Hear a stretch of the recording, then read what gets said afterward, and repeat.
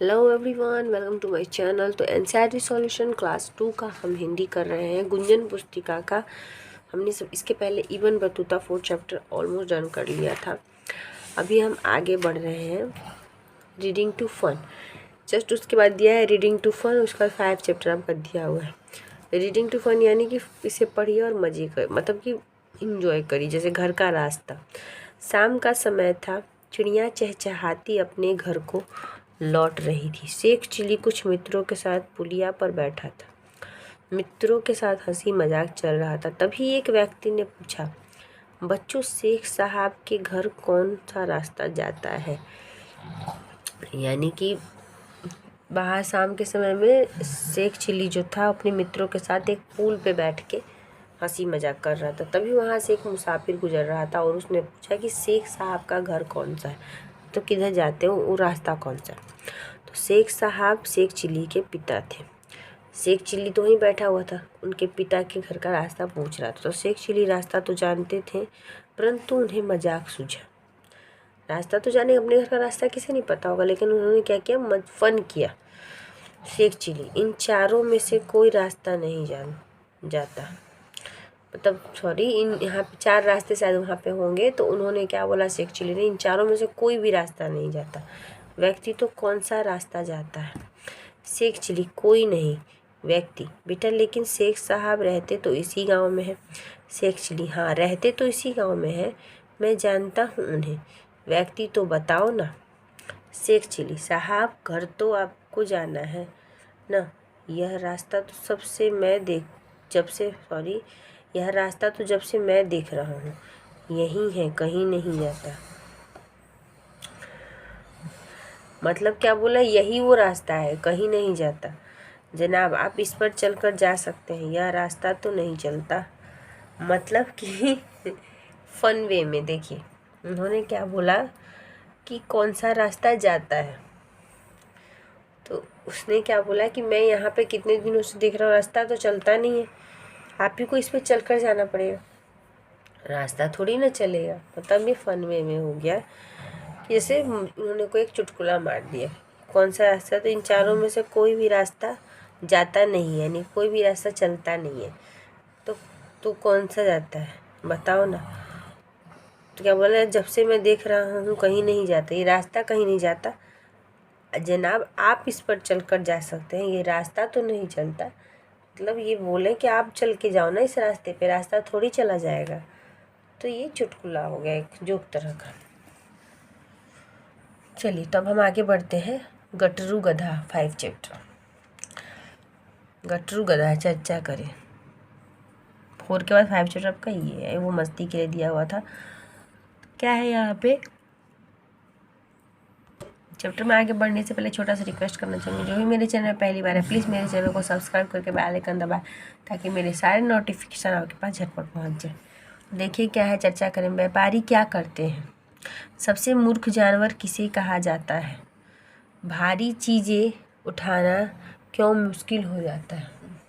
देखिए अब यहाँ पे क्या है, क्वेश्चन दिया, व्यापारी क्या करता है। व्यापारी क्या करते हैं, सामान खरीदते और बेचते हैं। उसके बाद क्या है, सबसे मूर्ख जानवर किसे कहा जाता है? सबसे मूर्ख जानवर, अगर यहाँ पे गधे को गधा बोला गया है तो उसे ही कहा जाता होगा। भारी चीज़ उठाना क्यों मुश्किल होता है? क्योंकि उसमें इतना वजन होता है कि वो उठ नहीं पाता। गलत काम करने से काम बिगड़ सकता है, सोच समझ कर काम करना अच्छा होता है, मेहनत करने से घबराना नहीं चाहिए। भारी चीज़ उठाने से वजन भी ज़्यादा होता है, हम उसे उठा नहीं पाते, हम थक जाते हैं। तो यहाँ पे क्या बोला, सोच समझ कर हर चीज़ करना चाहिए, मेहनत करने से घबराना नहीं चाहिए। गलत काम करने से काम बिगड़ता है, गलत काम अगर आप सोचोगे तो उससे आपका काम खराब ही होगा। तो चलिए नीचे बढ़ते हैं। एक व्यापारी था, स्टार्ट करते हैं कहानी। एक व्यापारी था, वह एक जगह से सामान खरीदता और दूसरी जगह बेच देता। उसके पास एक गधा था। जो एक व्यापारी था, वो क्या करता था, सामान एक जगह से खरीदता था और दूसरी जगह बेचता था। तो उस व्यापारी के पास एक गधा था जिसका नाम गटरू था। तो गधे का नाम क्या था, गटरू था। व्यापारी उसी पर सारा सामान लाद कर लाता और ले जाता।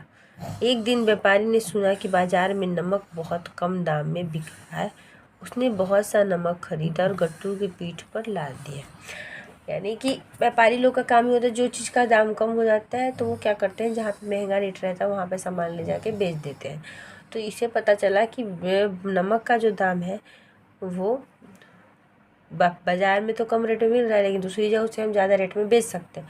तो उसने क्या किया, बाज़ार से नमक लिया, खरीद के गधे की पीठ पर लाद दिया और चल पड़ा। आज मालिक ने क्या खरीदा है, ये तो इतना भारी है कि मैं उठा भी नहीं सकता। तो गधा क्या बोल रहा था कि आज तो पता नहीं क्या मालिक ने खरीद दिया है, अब इतना भारी है कि ये मेरे से उठ ही नहीं रहा है। तो गटरू रास्ते में सोचता जा रहा था। गटरू किसी तरह पैर घसीटता हुआ अपने मालिक के साथ धीरे धीरे बढ़ने लगा। कुछ दूरी पर एक नदी थी। उसे कुछ दूर जाने के बाद एक नदी दिखती। वो कैसे कैसे घसीट घसीट के चला जा रहा था।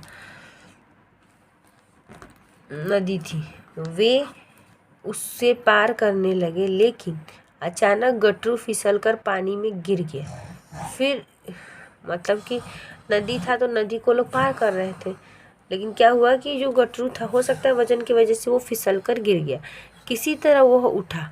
गटरू को लगा कि पीठ का बोझ बहुत कम हो गया। मतलब थोड़ा बहुत हो सकता, नमक क्या था, पानी में घुल जाता है। तो जो पानी में घुस डूबा होगा तो उसका हल्का फुल्का जो नमक था वो घुल गया होगा, तो वजन कम हो गया। वह बहुत खुश हुआ। कुछ दिन बाद व्यापारी फिर गटरू को साथ लेकर नमक खरीदने गया। इस बार भी बोझ बहुत अधिक था। जब गटरू नदी पार करने लगा तो वह जानबूझकर फिर उसी जगह पर फिसला। नमक नदी के पानी में घुल गया और उसकी पीठ का भार कम हो गया। व्यापारी गधे की चालाकी समझ गया और बोला, यानी कि जब वो फिर से दोबारा नमक लाद के जाने लगा तो उसने क्या किया, जहाँ पे वो फिसला था पहली बार, उसने दोबारा भी वहीं पे फिसला और नमक पूरा क्या किया, पानी में घुल गया गिरने की वजह से, और वो जो वजन था उसका वो कम हो गया। लेकिन व्यापारी क्या था, वो उसकी चालाकी समझ गया कि पिछली बार ये चीज़ हुआ तो इसने इस बार जानबूझ के किया है। गया और बोला, ठीक है, मैं भी इस आलसी गधे को सबक सिखाऊंगा। यानी अब वो सोचता है कि अब मैं इस आलसी गधे को सबक सिखाऊंगा। इसने मेरा बहुत नुकसान किया। अब उसने उतने पैसे से खरीदा होगा, वो पूरा ख़त्म कर दिया तो नुकसान ही किया ना उसका। अगली बार व्यापारी ने कुछ रुई खरीदी और गधिए के पीठ पर लाद दी। गटरू ने सोचा, इस बार भार बहुत कम है, पानी में घुलकर तो ये और भी कम हो जाएगा। यानी अब वो रुई था तो रुई तो हल्का होगा ही, तो उसने सोचा कि इस बार तो बड़ा कम भार है, चलो पानी में तो इसका और भार कम होगा। गटरू मन ही मन खुश था, बहुत खुश था कि चलो हल्का हो जाएगा। वो नदी के पास पहुंचकर जानबूझकर पानी में गिर गया। धीरे धीरे रुई में पानी भरने लगा और वह अधिक भारी होती गई।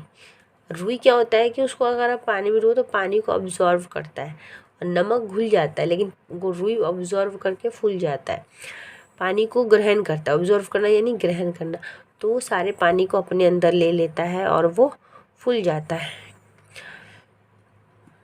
अब गटरू ने सोचा, ओहो ये क्या हुआ, मैं तो बोझ से झुका जा रहा हूँ, यानी उसे भारी बहुत लग रहा है। गट्टू रास्ते में ही बहुत थक गया।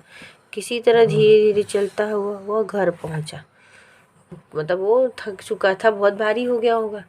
वो घर पहुंचा, पता लगा, थोड़ी सी रुई और एक चम्मच नमक को अलग अलग पानी से भरी कटोरी में डालो और देखो क्या होता है। मतलब एक में नमक डालिए और एक में रुई डालिए। नमक क्या होगा, घुल जाएगा, और रुई जो है वो फूल जाएगा। ये एक्टिविटी दिया गया है बच्चों को। एक कटोरी लेना, उसमें पानी, 2 कटोरी में पानी लीजिए, एक में नमक डालिए और एक में रुई डालिए और देखिए क्या होता है। जो यहाँ पे हुआ वही होगा।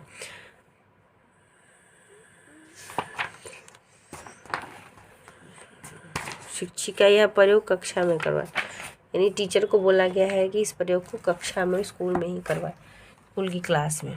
तो ये इसी के साथ जो स्टोरी था वो ख़त्म होता है। आगे को हम बढ़ते हैं शब्दार्थ में। व्यापारी, सामान बेचने खरीदने वाला। व्यापारी किसे कहा जाता है, जो सामान को बेचने और खरीदने का काम करता है। सामान यानी चीज़ें, अचानक, एकदम, बोझ, भार, जानबूझकर, अपनी मर्जी से। श्रुतलेख यानी कि जो मेन वर्ड होता है। गट्टू किस तरह डैश एक नदी थी।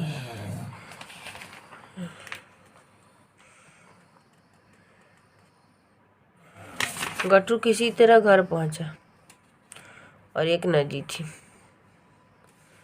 ये हो गया आपका प्रश्नों के उत्तर। गट्टू किसी तरह अपने घर पहुंचा, एक नदी थी, ये था ना।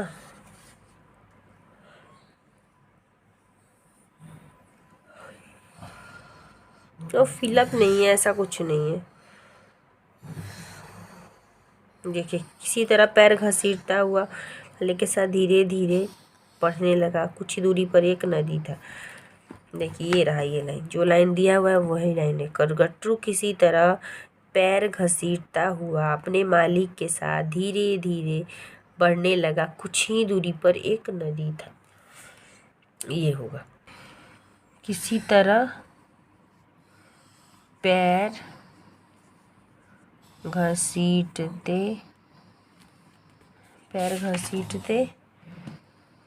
हुए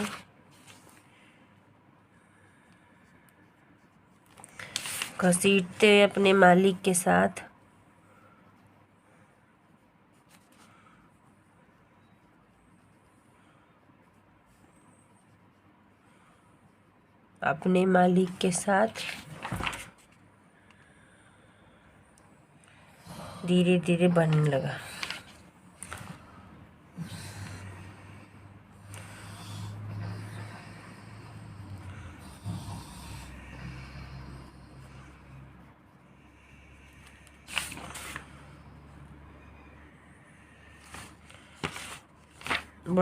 फिर क्या था, कुछ ही दूरी पर एक नदी थी। पैर घसीटते हुए अपने मालिक के गट्टू किसी तरह पैर घसीटते हुए अपने मालिक के साथ धीरे धीरे बढ़ने लगा, कुछ ही दूरी पर एक नदी थी। ये जो लाइन था आपका, गट्टू किसी तरह तो दे रखा है, पैर घसीटते हुए अपने मालिक के साथ धीरे धीरे बढ़ने लगा, कुछ ही दूरी पर एक नदी थी। ये हो गया। चलिए यहाँ तक ख़त्म करते हैं, यहाँ से हम नेक्स्ट वीडियो बनाएंगे क्योंकि बहुत लंबा वीडियो हो जाएगा। सो मिलते हैं फिर नेक्स्ट वीडियो में सेकंड पार्ट के साथ। तब तक के लिए वीडियो यूजफुल लगे तो please like share and support करें चैनल को। Bye bye and thank you.